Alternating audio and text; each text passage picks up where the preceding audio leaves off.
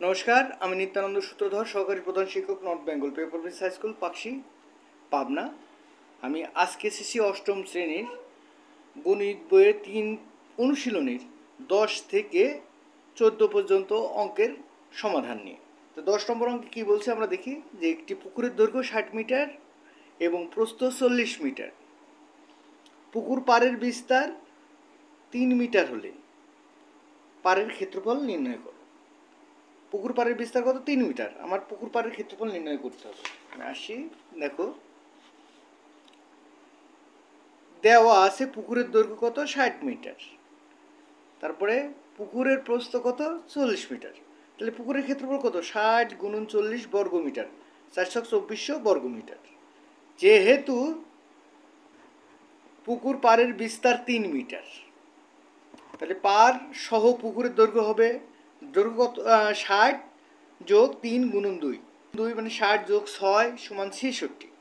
আর পাড় সহ প্রস্থ হবে 40 যোগ 3 গুণন 2 দিয়ে কেন গুণ করা হচ্ছে? দুই পাশেই 3 3 করে বাড়ছে, এই জন্যে 60 যোগ 3 গুণন 2 হয়েছে। আর এটা হচ্ছে 40 যোগ 3 গুণন 2, তাহলে 40 যোগ 6 46 মিটার। এখন পাড় সহ পুকুরের ক্ষেত্রফল, তাহলে আমার দৈর্ঘ্য কত হয়েছে? 66, প্রস্থ কত হয়েছে? 46, 66 মিটার সমান 3036 বর্গ মিটার।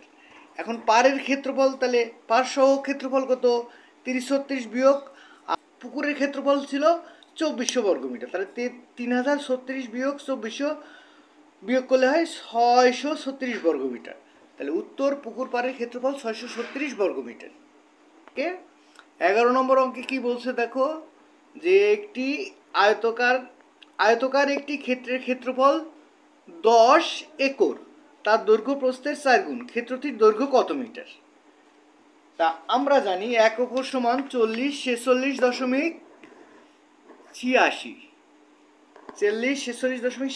বর্গ মিটার। তাহলে 10 একর সমান কত? 46 গুণন 10, তাহলে 40 46 বর্গ মিটার। তাহলে আয়তক্ষেত্রের ক্ষেত্রফল 40 46 বর্গ মিটার। তো মনে করি ক্ষেত্রটির প্রস্থ ক মিটার, তাহলে দৈর্ঘ্য কত হবে? তাহলে দৈর্ঘ্য এর 4 গুণ, যেহেতু প্রস্থে 4 গুণ, ক গুণন 4, 4 ক মিটার। এখন ক্ষেত্রফল মানে কি? দৈর্ঘ্য গুণন প্রস্থ। তো শর্ত মতে দেখো 4 ক গুণন ক সমান 40 46 তাহলে 4 ক গুণ করলে 4 ক স্কয়ার সমান 40 46 তাহলে ক স্কয়ার সমান 40 46 ভাগ 4, 4 দিয়ে 40 46 কাটলে 1011 হয়। তাহলে ক স্কয়ার সমান 1011 আর ক সমান তাহলে √ 1011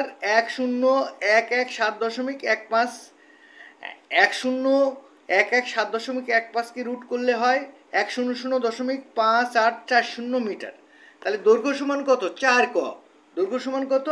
4 ক। তার 4 গুণন 100.5840 মিটার। 4 দিয়ে কে গুণ করলে হয় 402.3360 মিটার। 402.3360 কে আমরা লিখি, এই যে 6 জনে 3-এর সাথে 1 যোগ করি, লিখি 402.34 মিটার প্রায়। তাহলে উত্তর আয়তক্ষেত্রটির দৈর্ঘ্য 402.34 মিটার প্রায়। এরপর আসি 12 নম্বরে। 12 নম্বরে কি বলছে?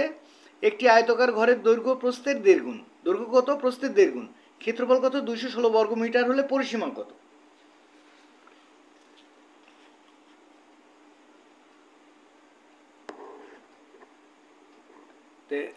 মনে করি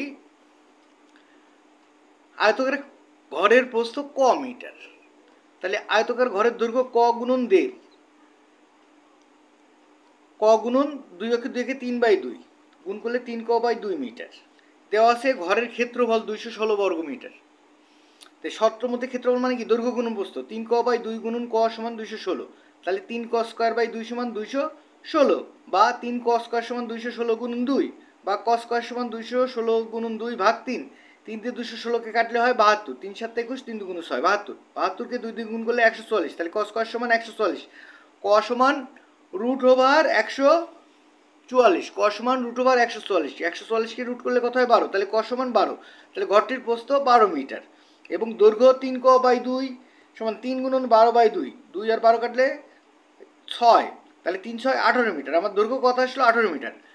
তা আয়তক্ষেত্রটির পরিসীমা 2 ইন্টু দৈর্ঘ্য যোগ প্রস্থ, 2 ইন্টু 18 যোগ 12, তাহলে 2 ইন্টু 30, 30 দুগুণ 60, তাহলে ঘরটির পরিসীমা কত? 60 মিটার।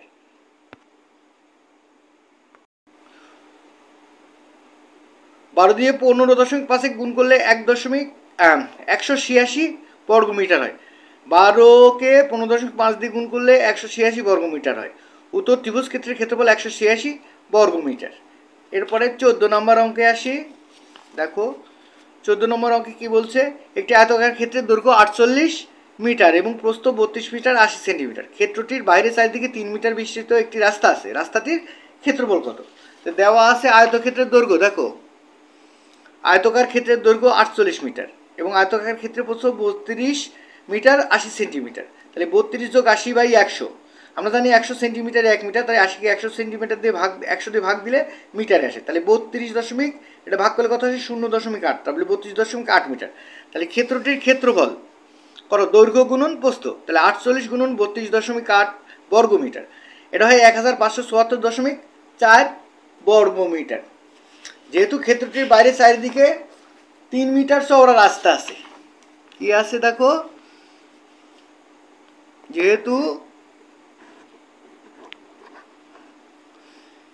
ক্ষেত্রটির বাইরে চারিদিকে 3 মিটার বিস্তৃত রাস্তা আছে, সুতরাং রাস্তা সহ ক্ষেত্রটির দৈর্ঘ্য 48 যোগ 3 গুণন 2 মিটার, 48 যোগ 6 মিটার সমান 54 মিটার এবং রাস্তা সহ ক্ষেত্রটির প্রস্থ 32.8 যোগ 3 গুণন 2 মিটার সমান 32.8 যোগ 6 মিটার, 32 আর 6 38.8 মিটার।